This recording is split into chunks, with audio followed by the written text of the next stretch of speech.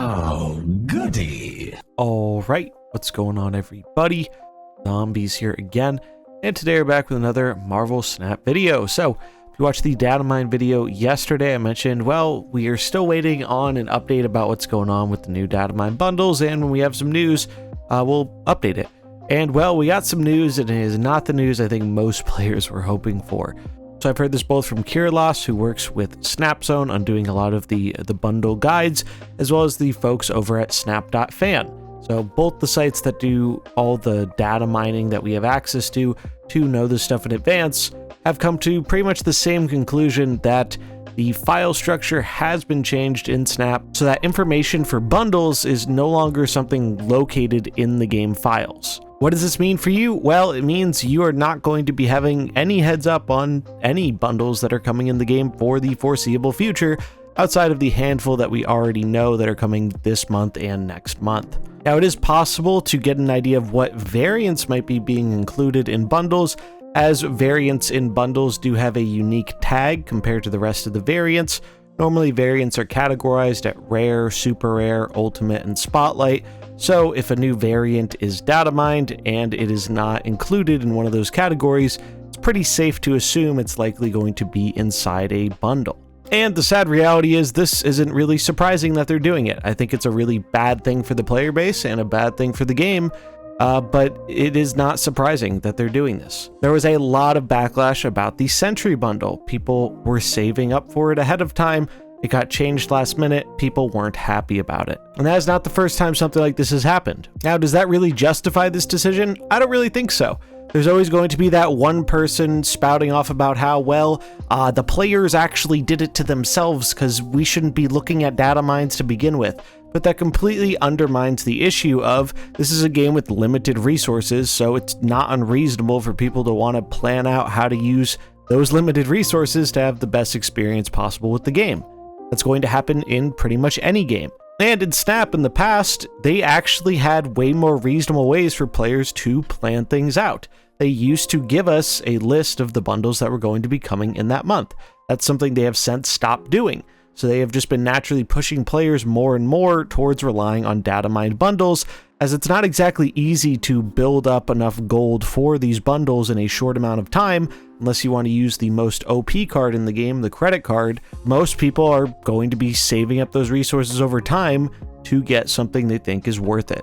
So really what this is doing is this is pushing the foot on the gas of the FOMO. While this is a terrible move for the player and in general consumer confidence, it's probably a much better thing for their bank account, because now you do not have players trying to focus on getting the best things possible. The only thing they're going to be able to focus on is whatever is in the store right now.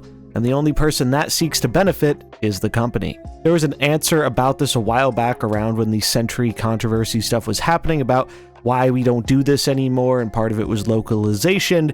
But the other part they bring up is, well, things in the economy change and we want to be able to react to our players and give them what they actually want.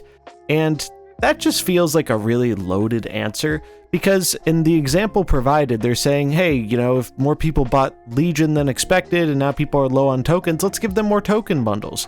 However, you might have noticed in recent months that there have actually been less and less token bundles available in favor of bundles that provide credits or gold. Why is that? Well, it's because the people buying a lot of these bundles, most notably the 4 money bundles, the people they're trying to target in those groups that are buying these things, they are whales. They have a lot of tokens. Tokens are not the driving factor in terms of getting people who spend a good amount of money on the game to purchase something. It seems like the factors that drive that much more are credits for splits and progressing spotlight caches, gold for variants, and exclusive variants that are provided in various bundles. Those are the things that they have been going really hard on, and those are the things that their larger whale player base seems to be more interested in than tokens. But that kind of sucks if you're a free-to-play player, pass-only player, small spender. A lot of players in those boats really don't have a ton of tokens, and it makes the issues we have with spotlights, where if they release a bad card and then decide to buff it 2 weeks later, well, now you can't really get that card easily until it happens to show up in spotlights again. We've seen that with Gladiator. I'm sure we're going to see that countless times in the future. We just had Hercules release, and that card seems really, really bad. I think we're going to see something almost exactly the same play out with Hercules as we did Gladiator, where card's bad, people don't get it, then it's going to get buffed. People are going to be like, oh man, I don't have the tokens, but I want to play this card. Creates a pretty big feels bad situation.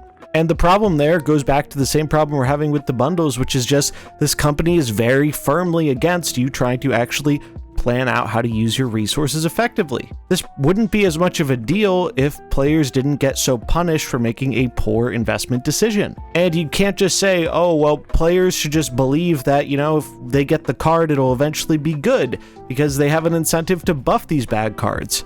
Yeah, you could say it worked out for Black Knight or Gladiator, but for every one of those cards, don't we also have a 2099, a Lady Deathstrike, a Howard the Duck, cards that just never get addressed at all, or if they do, they're not addressed in a way that actually makes them a viable tool to consider playing with. So yeah, this is just an update on the Datamines situation. It seems very unlikely that we are going to have Datamines of bundles in the future, and it seems there is no real incentive from the second dinner side to actually do anything to help their players plan things out. I think this really sucks. It makes it next to impossible to answer people's questions about, hey, what is worth getting in this game? What should I prioritize my resources on? It's just almost impossible to answer that question, and that's really not a great thing when, as a content creator, and you can ask pretty much any creator in this game or even other games, that's like the most common question you get from people is, hey, is X thing worth it? And Second Dinner just keeps making decision after decision that makes it harder than ever to actually answer that question in a reasonable way. Frankly, at this point, I won't be surprised if they eventually axe the other Datamines in terms of variants and other upcoming cards, but they seem to take priority on bundle stuff, probably because that's what brings in the most money, and it's also what generally causes the most controversy, because those are the things people are focused on.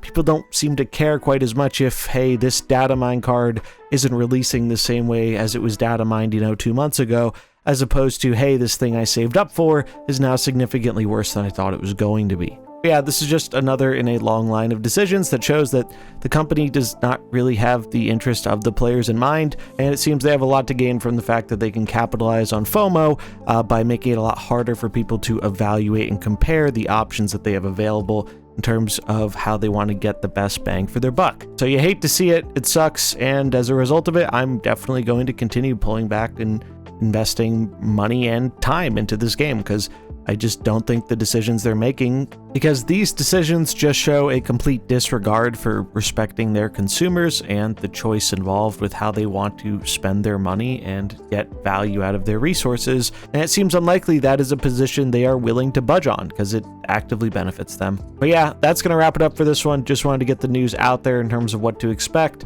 I'll leave a link in the description below if you do want to see any of the current Datamine bundles that are still available to get an idea. But it just seems like there's not going to be much realistic planning for the future, and the sad thing is that's probably going to be a net win for the company and a net loss for the player base. That's going to wrap it up for this one, though. If you enjoyed it, remember to like and subscribe, and I'll catch you in the next one. Peace.